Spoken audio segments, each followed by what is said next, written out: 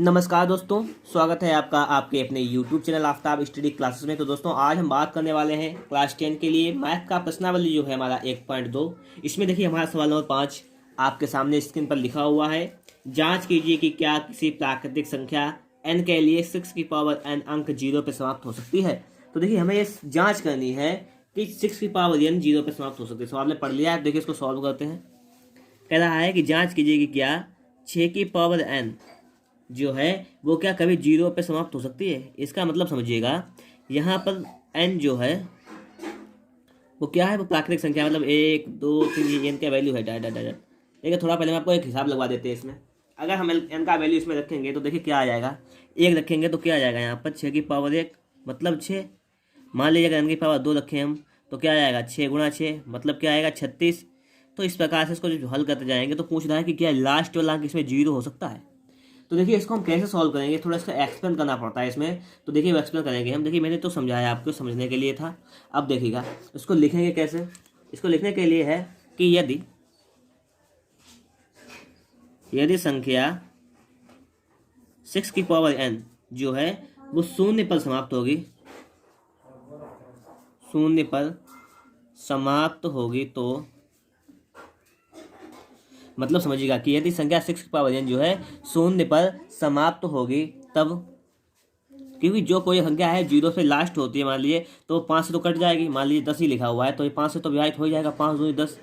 तो यदि संख्या 6 पावर n शून्य पर समाप्त होगी तब यह 5 से विभाज्य होगी। कहने का मतलब है कि यदि 6 की पावर n के गुणनखंड किए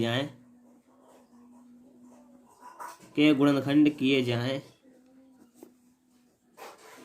तो क्या होना चाहिए, तो 5 अभाज्य संख्या प्राप्त होनी चाहिए। बात को समझते रहिएगा, ये तो है ना।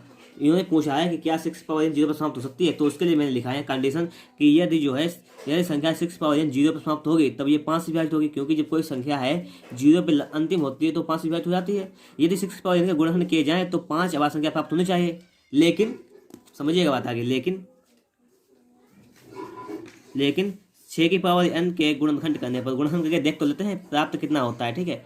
तो गुणनखंड करने पर क्या हो जाएगा, देखिए 6 की पावर n इसको लिख सकते हैं कि 2 की पावर n गुणा 3 की पावर n, इतना तो लिख सकते हैं, ठीक है। क्योंकि आधार ये घात समान है तो गुणा में ये आधार देखिए भिन्न होता है, घात समान होती है तो उसकी आधार का गुणा हो जाता है, तो 2 3 6 की पावर n। लेकिन 6 की पावर n गुणन करने पर क्या क्या प्राप्त होता है, 2 की पावर 3n और 3 की पावर n प्राप्त होता है, ये तो प्राप्त होता है। लेकिन 5 प्राप्त नहीं होता है, 5 प्राप्त नहीं होता है, समझिएगा 5 प्राप्त नहीं होता है जी। हमें यहाँ पे 5 प्राप्त नहीं होता है। तो देखिए मेन मकसद हमारा ये था कि अगर 5 प्राप्त हो जाएगा, क्योंकि ये अगर 5 से विभाजित होगी तो अगर हमें 5 प्राप्त हो जाएगा तभी तो ये 0 पर समाप्त हो सकती है, ठीक है। तो हमें 5 प्राप्त नहीं होता है, तो हम लिख सकते हैं कि इस प्रकार n के किसी मान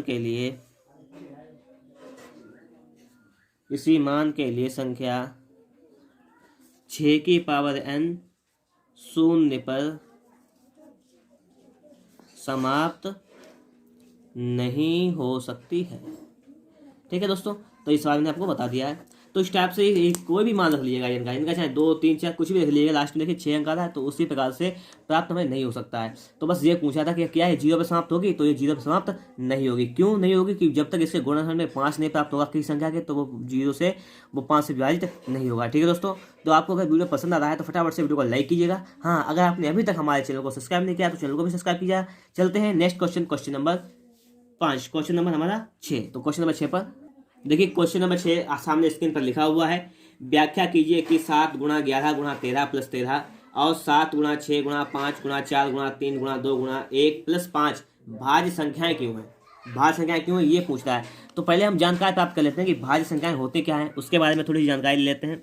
तो समझिएगा कि भाज्य संख्याएं क्या होती हैं, उसकी डेफिनेशन क्या होती है वो समझ लीजिएगा। कि वे संख्याएं भाज्य संख्याएं क्या होती हैं कि वे संख्याएं जिन्हें अभाज्य गुणनखंडों के भाज्य संख्या क्या होती है? वे संख्याएं जिन्हें अभाज्य गुणनखंडों के गुणनफल के रूप में व्यक्त किया जा सके। ठीक है दोस्तों, व्यक्त किया जा सके तो इन्हें कहते हैं भाज्य संख्याएं।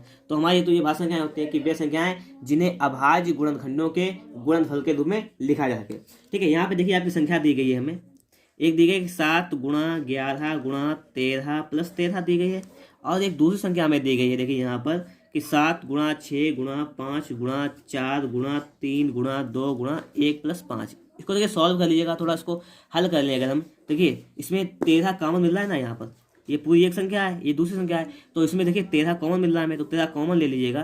क्या बचा हमारा 7 गुणा 11 प्लस का 1, मतलब 13, यहाँ 11 से 77 78, इतना हुआ जाके। अगर हम 78 के गुणनखंड कर लें तो क्या हो जाएगा 13 गुणा 78 का, 13 6 78 होता है, तो लिखना 13 गुणा 2 गुणा 3, तो 13 दूनी 26, 26 3 78 हो जाएगा यहाँ पर। तो इस प्रकार से मेरे गुणनखंड ये हो गए हैं। ठीक है, ये तो हमारी इसकी बात रही सवाल की। अगर हम इसमें देखिए गुणनखंड करें तो देखिए 5 तो कॉमन मिल सकता है हमें यहाँ पर, तो क्या किया हमने 5 कॉमन ले लिया है, तो 7 गुणा 6 गुणा 4 गुणा 3 गुणा 2 गुणा 1 प्लस का 1 ये बचा है। इसको देखिए हल कीजिएगा तो आ जाएगा 5 गुणा, देखिए 2 3 6 चौक 24 ये हो गया, और 7 छंग 42, तो मतलब 42 गुणा 24 ये हो गया है, और प्लस का 1। इसको सॉल्व कर लीजिएगा, देखिए 42 24 की गुणा कर लेते हैं, 42 24 की, तो देखिए 4 दूनी 8 4 चौको 16, 2 दूनी 4 2 चौको 8, तो 8 4 6 4 10 का 0 हासिल लगा 1 1008, तो ये हो गया है 5 गुणा 1008 प्लस का 1, ये तो हुआ है बराबर 5 गुणा 1009। अब बात समझिएगा, देखिए मैंने ये जो संख्या दी गई थी इस संख्या के गुणनखंड कर लिए, इतना आ गया, इस संख्या के गुणनखंड किए तो इतना आ गया। ठीक है, सवाल क्या कहता कि पूछ रहा था कि क्या ये भाज्य संख्याएं हैं, और भाज्य संख्या नहीं मतलब व्याख्या कीजिए भाज्य संख्या क्यों है, ये कह रहा था ना हमसे। तो देखिए भाज्य संख्या क्या होती है? वे संख्या जिन्हें अभाज्य गुणनखंडों के गुणनफल के रूप में व्यक्त किया जाए। तो ये देखिए जो संख्याएं थी इन्हें मैंने अभाज्य गुणनखंड के रूप में व्यक्त कर दिया, ये भी है ये भी है, तो लिख देंगे कि उपरोक्त संख्याएं, कि उपरोक्त संख्याएं का मतलब क्या है? ऊपर लिखी हुई संख्याएं। ठीक है, इसका मतलब ये हुआ कि उपरोक्त संख्याएं भाज्य संख्याएं हैं, भाज्य संख्याएं हैं। क्यों है इसका कारण देखिए, क्योंकि इन्हें अभाज्य गुणनखंडों के गुणनफल के रूप में लिखा जा सकता है, रूप में लिखा जा सकता है। तो इस प्रकार से हमारी भाज्य संख्याएं हो जाएंगी दोस्तों। ठीक है, तो फटाफट से वीडियो को लाइक कीजिएगा, अगर आपने अभी तक वीडियो को लाइक नहीं किया है तो आप लोग बात समझ गए होंगे यहाँ पर कि ये भाज्य संख्याएं क्यों है। देखिए इस संख्या को अगर हम 3 तरह से भाग करें तो ये कट जाएगी, तो ये भाज्य संख्या हो गई। 2 से भाग करें तो भी कट जाएगी।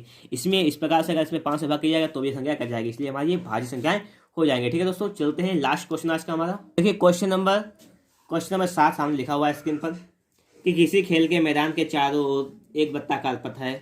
इस मैदान का एक चक्कर लगाने में सोनिया को 18 मिनट लगते हैं, जबकि इसी मैदान का एक चक्कर लगाने में रवि को 12 मिनट लगते हैं। मान लीजिए वे दोनों एक ही स्थान और एक ही समय पर चलना प्रारंभ करके एक ही दिशा में चलते हैं, कितने समय बाद वे पुनः मिले स्थान पर मिलेंगे? कुछ नहीं सवाल में दोस्तों है, बिल्कुल सिंपल सा क्वेश्चन है ये हमारा। ठीक है, सॉल्व करते हैं इसको। सबसे पहले दिया गया है कि सोनिया को 18 मिनट लगते हैं, मतलब मैदान का एक चक्कर लगाने में सोनिया को लगा समय बराबर कितना लगता है? 18 मिनट लगते हैं सोनिया को लगते हैं 18 मिनट। कोई चक्कर मैदान का लगाती है सोनिया तो उसे लगते हैं 18 मिनट। और क्या कह रहा है यहाँ पर कि रवि को 12 मिनट लगते हैं, तो रवि को चक्कर लगाने में कितना समय लगता है? लगता है 12 मिनट का। ठीक है, ये तो कह रहा है कि रवि को 12 मिनट लगते हैं। अब कह रहा है कि मान लीजिए वे दोनों एक ही स्थान और एक ही समय पर चलना प्रारंभ करके एक ही दिशा में चलते हैं, तो कितने समय बाद पुनः मिलेंगे? मतलब कितने समय बाद पुनः मिलेंगे, मतलब पुनः कब मिलेंगे, यही तो है। पुनः कब मिलेंगे ये पूछा गया है कि दोनों कब मिल जाएंगे, ये पूछा गया है। तो इसके लिए देखिए हमें क्या करना है, बहुत सिंपल सी बात, हमें यहाँ पर न्यूनतम संख्या निकालनी है। वो मैंने आपको बताया था पहली वीडियो पर लगभग, जहाँ पर मैंने आपको HCF और LCM की बात की गई थी, वहाँ मैंने बताया था कि यहाँ पे अधिकतम संख्या की बात की जाए वहाँ पे हम निकालते हैं मासा निकालते हैं, और जहाँ पर न्यूनतम संख्या की बात की जाए वहाँ पे हम लासा निकालते हैं। तो यहाँ पे हमें क्या निकालना पड़ेगा, लासा निकालना पड़ेगा। तो मिलेंगे कब, 18 और 12 का लासा, ये निकालना पड़ेगा। एलसीएम जिसे आप जानते हैं।